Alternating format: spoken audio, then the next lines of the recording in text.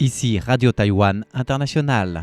Tout de suite, Meg Wang vous propose l'émission Retour à la source.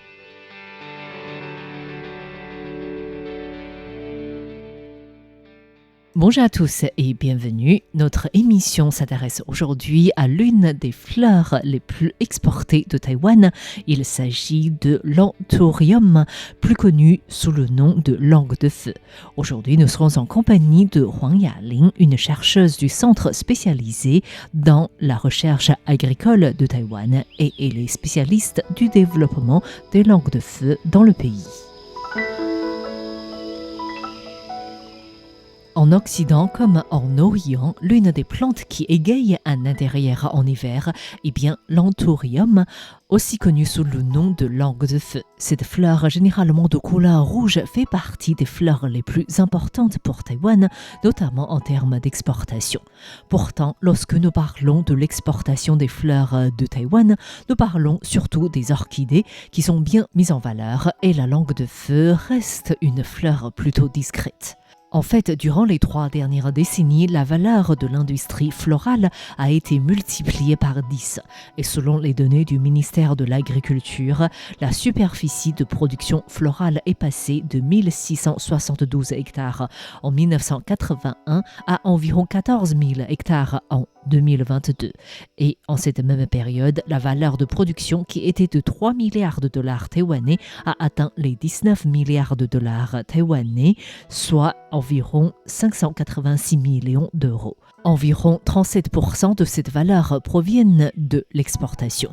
Le Japon et les États-Unis constituent les principaux marchés d'exportation taïwanaise. Les orchidées, les châtaigniers de Guyane et les langues de feu sont les principales fleurs exportées. En 2023, Taïwan a produit 13 800 000 fleurs coupées de langues de feu, dont plus de 6 300 000 sont exportées. Les langues de feu font ainsi la course avec les célèbres orchidées papillons et orchidées oncidium. En fait, à Taïwan, en termes de superficie, les Taïwanais cultivent principalement les orchidées, les chrysanthèmes, les lys, les roses et enfin les langues de feu. Parmi ces fleurs cultivées, celles dont les graines ou les jeunes plants sont importés sont les langues de feu et les lys. C'est principalement dans le but d'éviter la surdépendance de Taïwan de l'importation que le Centre de recherche agricole de Kaohsiung tente de développer les variétés de langues de feu. Huang Yaling est une chercheuse du centre et elle est spécialisée dans les langues de feu.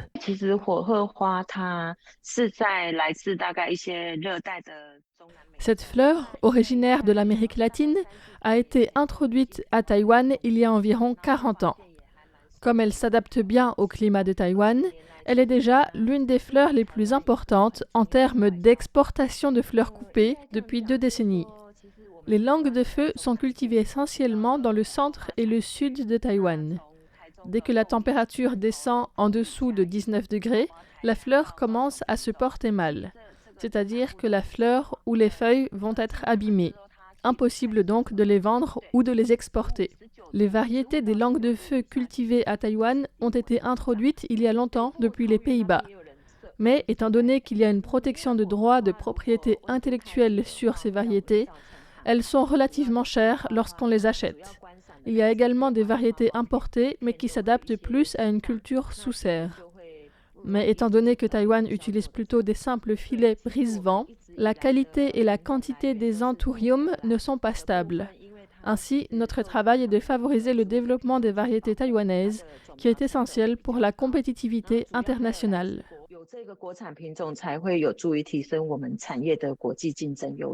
En 2023, les langues de feu sont cultivées sur environ 141 hectares. La production annuelle de fleurs coupées dépasse les 13 millions, avec une valeur totale de vente nationale et internationale d'environ 200 millions de dollars taïwanais, soit plus de 6 millions d'euros. Et sur les 13 millions de fleurs coupées, plus de 6 millions sont exportées.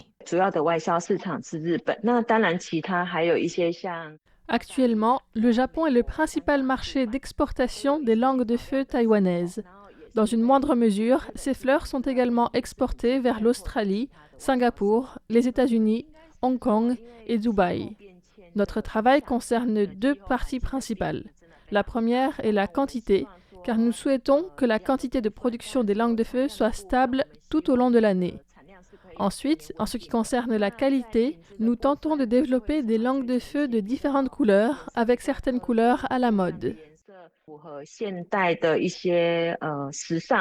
Pour donner plus de précision, les langues de feu de Taïwan représentent 98% du marché japonais.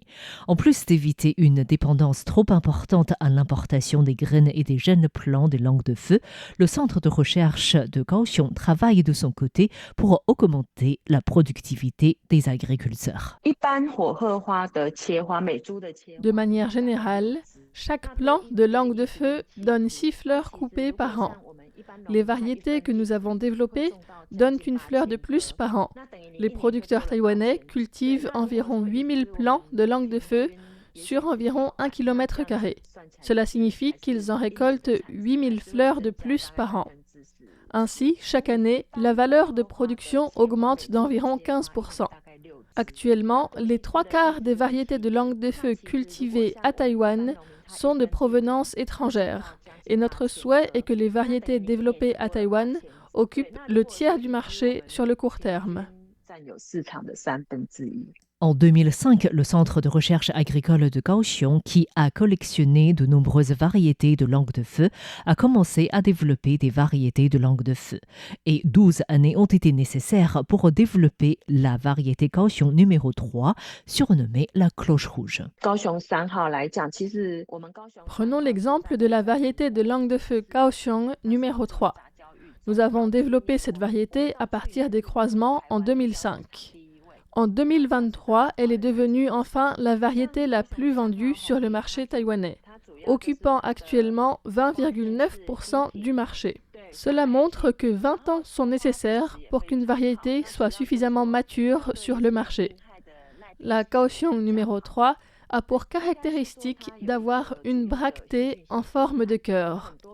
Cette variété résiste bien aux maladies. La langue de feu est particulièrement sensible à une maladie bactérienne et la plupart des variétés de cette fleur souffrent de cette maladie. La Kaohsiung numéro 3, que nous appelons cloche rouge, se porte plutôt bien face à cette maladie.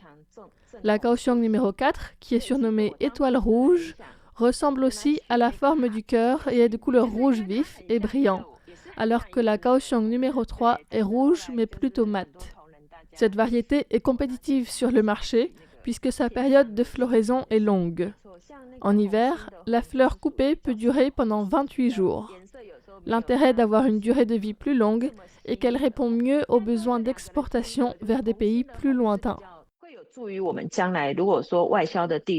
En 2022 et 2023, le Centre de recherche agricole de Kaohsiung a aussi mis sur le marché 2 dernières variétés dont l'apparence évoque la beauté occidentale, comme le souhaite le centre. Huang Yaling, chercheuse du centre spécialisée dans les langues de feu.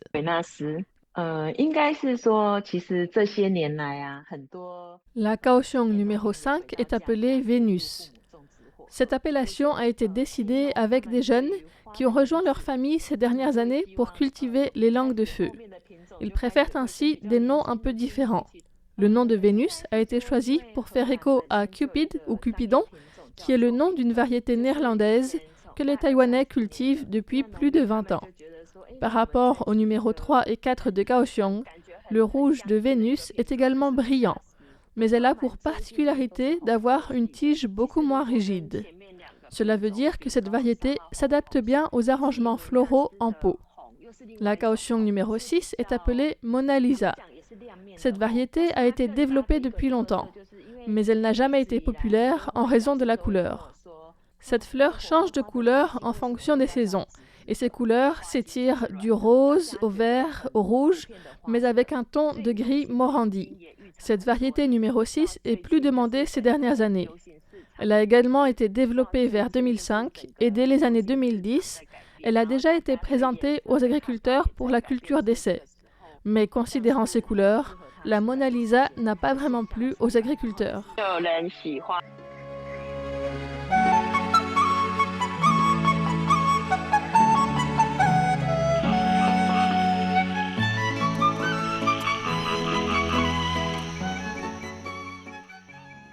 Le Le travail de recherche se poursuit au Centre de recherche agricole de Kaohsiung, situé dans le sud de Taïwan, pour développer d'autres variétés.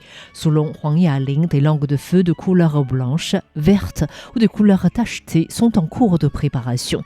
La numérotation des espèces développées par le centre arrive d'ailleurs au numéro 13.